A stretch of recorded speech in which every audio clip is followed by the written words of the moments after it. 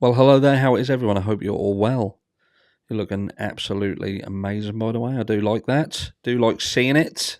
We're going to get straight into the meat and potatoes because we're talking about Jay Slater, of course, because that's the popular thing at the moment. Despite there being many, many people who go missing all over the world, sometimes it just so happens that the story that has the the most potential to turn into some kind of budding film, if you like, they're the ones that grab people's attention, and we can't ignore it. We can't ignore it. And at the end of the day, whatever you think of Jay Slater, because look, he ain't no angel, but he should be found. He should be found. I think we can all agree on, despite what you think about the lad and what you think about the family, which we're going to touch on in a second.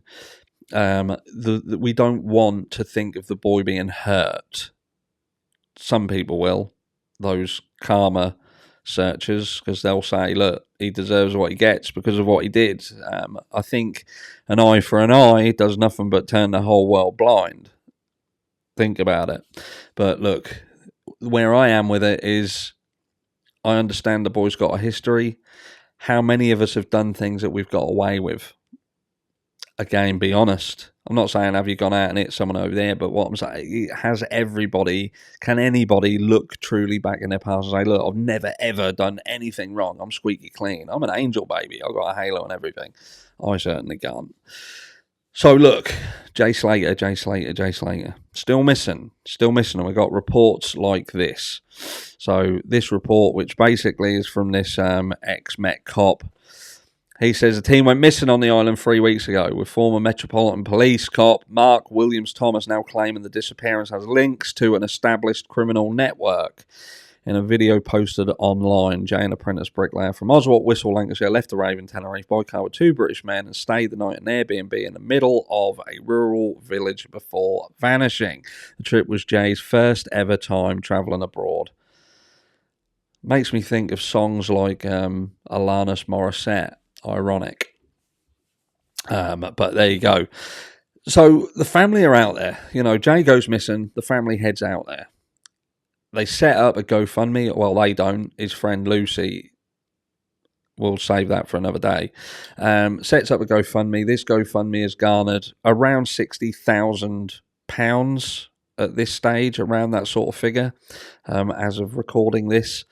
And it's raised loads of questions, because the more you hear about Jay's family, they're going over there. Seemingly, they're always waiting to be given the go-ahead to do things.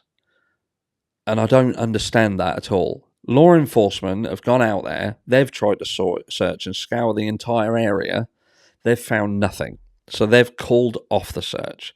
I'm sure there's going to be stuff happening in the background, but as far as a hands-on search, they don't have an everlasting supply of bodies where they can just carry on searching.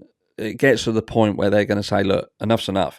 We've gone up there. That's where he was last seen. He said he was walking. We're looking. Look, it could take months and months and months to find this person.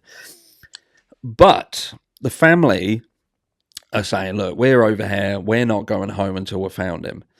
The latest report on this is the dad, which we'll just touch on this quickly. So, Jay Slater missing for late. His father rages, everything stinks. Now, when you bear in mind that this other guy is turning around and saying that he thinks that there's established link or links to established crime. Now, in the last few days, we've heard of teenagers trying to ditch 200 ecstasy pills out of a window when they're coming up to a police checkpoint. They're getting arrested. Also, this big weed farm gets turned over that's involved in, drug trafficking. So that's all in the last few days. Big arrests there. So the place is inundated with narcotics all over the place. But anyway, that's by the by. Everything stinks. Probably a weed. A search for teenager enters fourth week, right? So he's saying Jay Slater's father voiced his frustration as the search for his 19-year-old son enters its fourth week. It's now 3 weeks exactly since the teenager vanished in Tenerife's rural Deteno Park on Monday, 17th of June. The case has captured the attention of the nation, with over 50,000 being donated to the 19-year-old's family, who have flown out to continue searching for him, despite authorities ending the official search a week ago.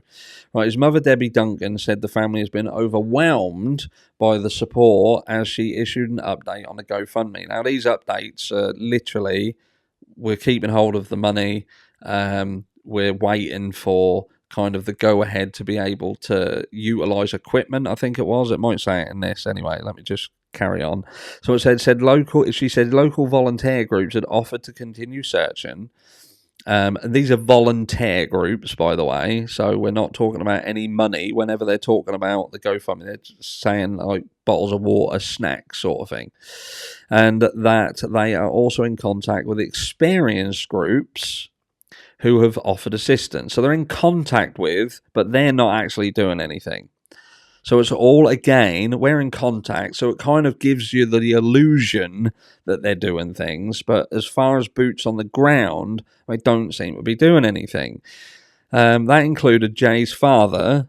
So experienced groups who have offered their assistance, that included Jay's father. He seems to have a family full of people who are experienced searchers, probably because they spent most of his childhood fucking searching for him.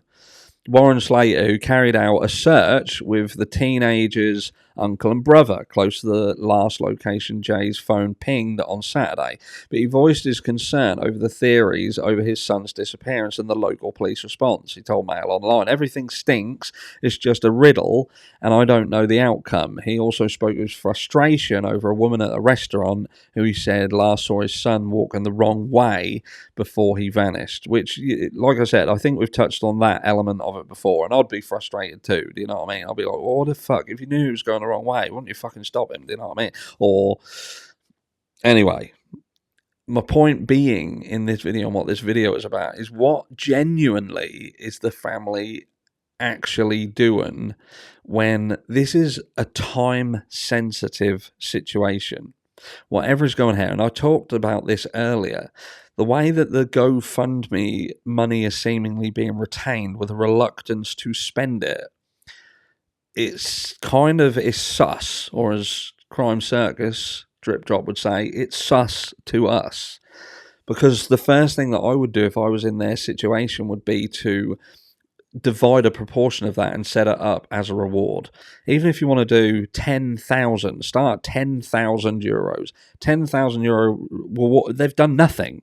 And again, we're talking about, look, let's get on. The time is of the essence.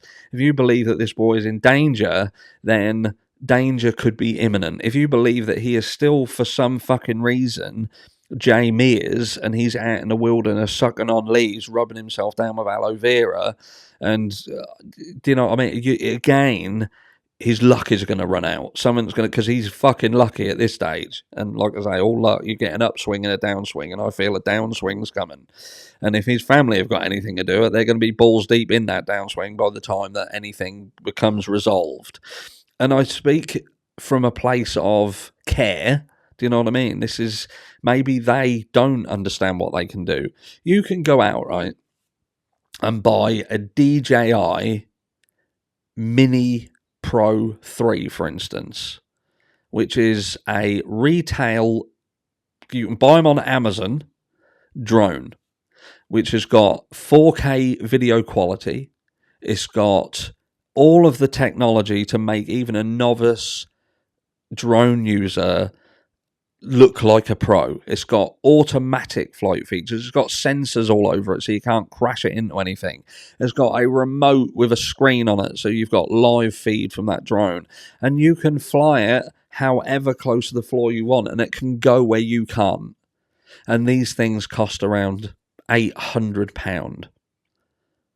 So I question, why would you just not go and get yourself a drone and take it out there and fly this drone? Even buy a couple of them, have two people, have dad and uncle, and have these drones fly out over this entire area. It can cover ground that you can't cover. It can go where you cannot go.